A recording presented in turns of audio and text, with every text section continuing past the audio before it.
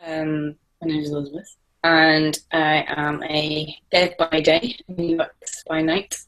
Um, I got into coding through college, so I was very lucky to have it as an option for my A levels. There's only two women on the course, but we're gonna didn't really care.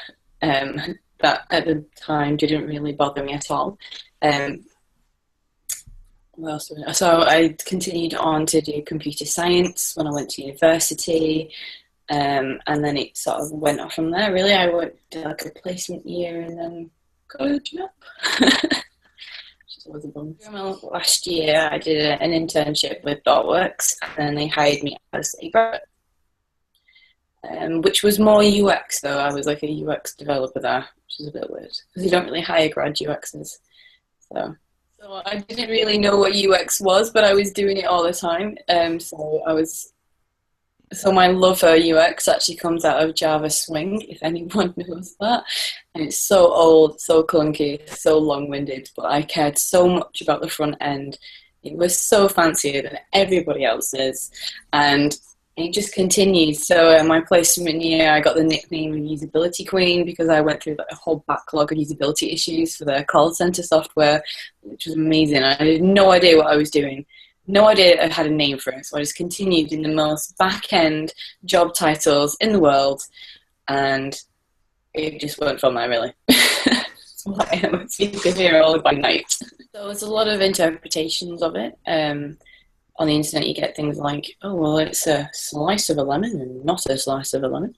But the way that I feel about it is it's more the psychology of how people interact with computers, which I know is more human-computer interaction, which I've studied, but it's the caring of the journey and how you build the empathy with the users to make sure that you're building something for someone else that they will actually use, not for yourself.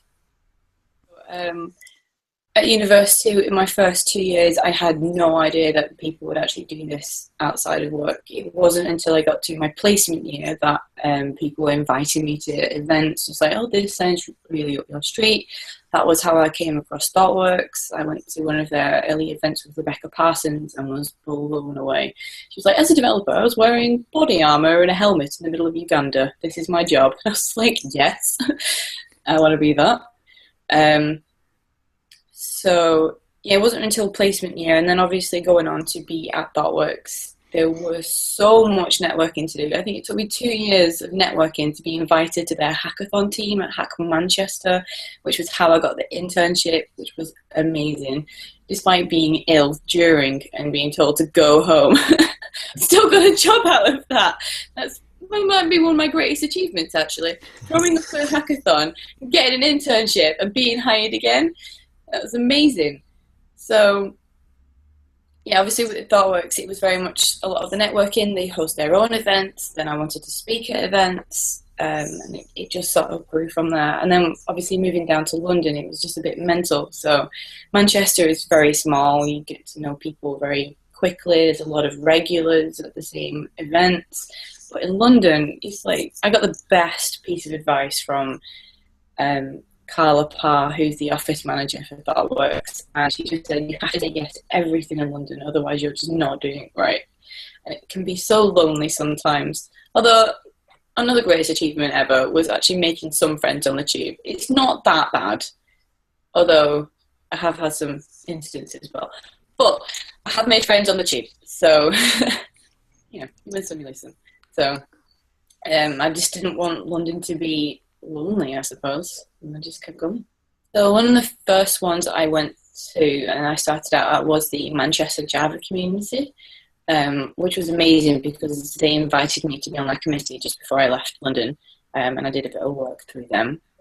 Then there was the Manchester Geek Nights. They were amazing. Then there was Ladies at UX. It took me a long time to actually go to their events because I was against the idea of women-only events, just because, I mean, if you're talking about inclusivity and you're being exclusive, then that defeats the point. But I was being spoiled because, I mean, at ThoughtWorks there's a lot of women. Even in my placement year at CDL, there was a lot of women. So to me, it just didn't make any sense. So it took me a while. The first event I actually went to was a dry run for the conference talk. So I spoke with Rebecca Tops, and I spoke at their first conference last year, which was amazing. And that was how I got through to Ladies at UX. They were actually the first ones that I came down to in London as well. They were the first people I met, which has been amazing as well. Then from Ladies at UX, I found out about UX for Change. So I do a little bit about them, with them. Mostly it was because I was trying to build up my portfolio to move into the world of UX. And at ThoughtWorks, you have like the P3 element of being social and economically impactful, like drilled into you, which is amazing because you're supposed to be that anyway. So I carried on with that. And then I've still continued to work with a few of my clients as well. So I've worked with Tech Vision, which is a blind school in Pune, which is amazing. Then I've worked a little bit with A World at School. My face is on their website. Go check it out, which is really cool. And they've just invited me to the Twitter event so we can have a catch up. So I'm really excited about that. My clients are still in touch. Other groups I'd say would be Women Hack for Profits. They've been amazing. So I'm in the middle of still redesigning their website and getting that live. My footer is about to go live soon. Just saying, I hate footers, so it's a massive achievement just for me. I hate footers so much. Yeah, Women Hack for Profits, doing quite a bit with them. I'm running the joint event with CodeFirstGirls UX workshop in June, so that's going to be really cool. Again, for Ladies at UX, I'm doing another accessibility workshop with them in May. Actually, that's next month. That.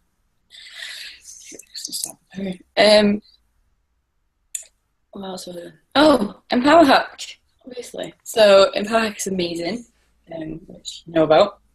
So obviously carrying on the impact theme of helping with dev stuff and UX stuff, just going through and building apps for refugees, which is amazing in itself. But I've just been to Calais and come back and survived, so that was even more cool. I wouldn't say that it is always inclusive. I think that might be a little naive. There are some communities where you are just not feeling it at all, and I think everyone has those stories where they've been told, like, hell no, you are not going to be doing computer science. And like, hell yeah, and I got a first. So I've been told multiple times that I shouldn't be in my field. But that was even in college and then university, it was being told, like, oh, you don't know who Patrick Stewart is, then you don't need to be on this course. And I'm like, mate, I don't care. I'm not at Leeds. He ain't giving my degree. Like, that's not relevant at all. So you are going to come across those moments, and just stick a Beyonce tune on like I do, and then just be like, I am fierce. Like, she got some really good tunes. Just put those on the tube, like, just put it on and you're fine. I don't know, like, I think I wouldn't be scared either to start your own meetup either. If it's not working for you and you don't feel the vibe of, say, one of the communities, start your own. So I've done that as well. I've co-founded the UK's first official Code Academy meetup. I had to drop it, unfortunately, because I didn't have much time, and I was just like, I'm doing so much dev stuff, but I want UX. So yeah, it's as long as you have like the network of people, and even if you don't, just build it up. Just go to other people's events and just ask them, just like, no, is that your venue? It's like, I love your beanbags. Can I have your event? Can I have your venue for my event? Yeah, if you're not feeling it, just start your own. Which I know is like, it's so easy just saying that, but there is such an amazing network out there. You just have to find them. And maybe sometimes it's just going to take a bit longer to actually go get there and find the ones that are for you. So I have been after a mentor for so long, and I think that I've had a few along the way, but they've always been very short term, and it's not really been built up like that. I feel sometimes as well, like, because I haven't had a mentor and being a dev, that it's just like I haven't had this Yoda type figure next to me and passing knowledge that I should know, and I'm ridiculous to not have known this information so far. But actually, at one of the Google events, one of the things that stuck with me was we are so hung up on one mentor only, and it can be damaging, especially when you're suffering from imposter syndrome. You just want someone to tell you that it's going to be okay, and give you every right answer and make you feel like you're some superhero of the world, and it doesn't work like that. So at the moment, I wouldn't say I have one mentor, but just in the Slack communities alone, the UX Slack community is amazing, and they have mentored me through everything from writing a notice to how to deal with comments on the internet, or just comments in the room like that I'm in and they're not even in. So I wouldn't say that I've had one mentor. I've had a lot of mentors, and I think when I realized that, that was so much beneficial. So my words of wisdom for anyone who is trying to change career. So I'm in between jobs, just about to go into UX consulting, from being a client integration engineer. Not that anyone knows what either of those two mean at all, ever. But you are going to have some hard times going. Like, people say London is the promised land of jobs and stuff, and it is going to be a lot harder. Sometimes you battle the HR person with a checklist, and it's like, oh, if you don't have Ruby instead of Python, then it's just like they just don't consider you at all. And it's like you have to keep persevering. A lot of jobs comes from networking, and it's a lot of hard work. But it's worth it in the end. And you're going to have some hard times. You're going to be in floods of tears on some days, and you're going to feel like utter pants. And then on the flip side, when you get through those awful moments, you can just triumph and go speak at another conference and go stick on your CV. And then you get to refer back to it. My first conference, I had one leg, just the one, aching. And I had to go stand and speak in Arabic and sign language for my introduction, which I nailed, but it was petrifying. You have to challenge yourself, and you have to stretch yourself a few times, otherwise you're not going to grow. If you're not making yourself feel uncomfortable sometimes, then you're not really doing it right. I've just been volunteering in Calais to do user research, and it's the first time I've been able to do cross-culture research. And it stretched my opinions and just the way that I communicate and present myself so differently. To build rapport with someone in those situations in like 2 seconds is crucial to what you do. And I think going back to the talks, it's how you present yourself, and if you're confident. We trust people when they're confident, whether they know their stuff or not. And people are less likely to argue with you when you're that confident and you can just back something up with, obviously, research. You can't go in there with just nothing, gobbledygook. Practice, practice, practice as well, especially for the bigger talks and conferences. You have to really have repeated yourself about 10 times before you can go in there and just be like, I know what I'm saying, and do it without notes as well. Definitely do not use notes. Because they're just a hindrance, and then you just like, you lose your way because mentally you're on a roll, and then you look back at these things and you're just like, oh, what page am I on? And it just does not work for me. It's just mental. Yeah, I mean, you're going to get knocked back as well for talks. I've just like thrown some ideas out there for call for papers, and it's just like I should have put more thought into that, or a better explanation. Because I know what I'm talking about, just nobody else does. So, yeah, for talks, I definitely do it. It also highlights the gaps when people ask you questions as well, and don't be afraid to say that you don't know it. Everyone doesn't know anything. I mean, the fact that they are asking means that they don't know it, unless they just want to make themselves look smart.